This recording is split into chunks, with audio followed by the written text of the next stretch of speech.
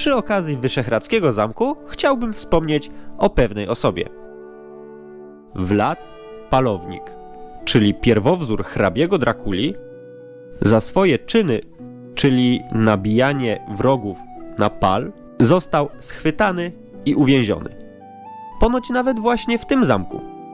A schwytania i uwięzienia dokonano na polecenie Korwina. W Parlamencie Europejskim Miałem na myśli Macieja Korwina, XV-wiecznego króla Węgier. No ale dowodu na to, że Vlada Palownika uwięziono akurat tutaj faktycznie nie mam, bo to tylko legenda, a prawdziwe miejsce tego więzienia jest nieznane.